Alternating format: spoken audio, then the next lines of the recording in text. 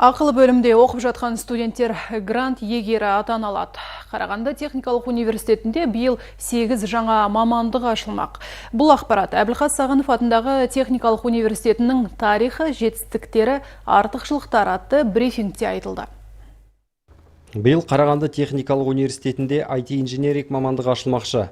Бұл бағыт университетте факультетаралық білім беру бағдарламасы бойынша жүзеге асырылады. Сонымен қатар тағы да басқа 7 жаңа білім беру мамандықтары енгізіледі.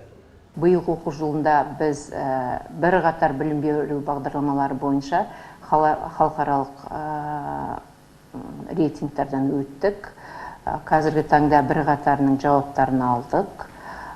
Сол себептен сапалы білім сіздерге беруге біз атсалысатынымызға енді ант береміз.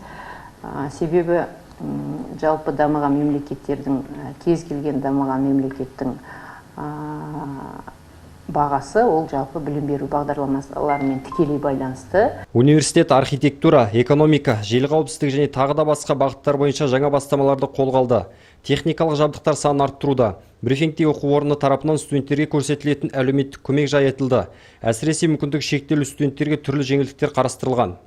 Мысалы біздің тағы бір бала мүмкіндігі шектеулі, ол бірінші этажда тұрады, арналасқан. Оған арнайы біз туалет дейсің ба, кірген кезде пандустардың бәрін жасадық. Және ешқандай кедергі жасамайды балаға, мысалы бала өзі еркін келеді, сабақ оқиды. Ақылы бөлімде оқып жатқан студенттердің грант егері атануына мүмкіндіктері бар. Яғни бірінші жартыжылдықтан кейін оқу үлгеріміне байланысты ғылым және жоғары білім министрлігі тарапынан бөлінетін қосымша грантты ұтып ала алады. Оқыған кезде сол балада егер жақсы оқыса, кейін грантқа ауысуға мүмкіндік көп. Бірінші семестрден кейін, бірінші курстан кейін бізде балалар өте көп бала кейін грантқа ауысады. Өйткені біздің министерство қосымша грант бөледі.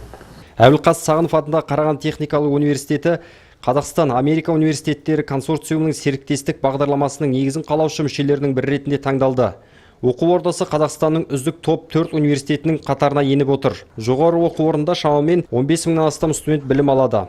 Әділ Тілетайұлы, Іңкәр Жолжақсықызы, Талғат Әбдірахманов, Бүлдірген Асхат, Сарыарқа телеарнасы.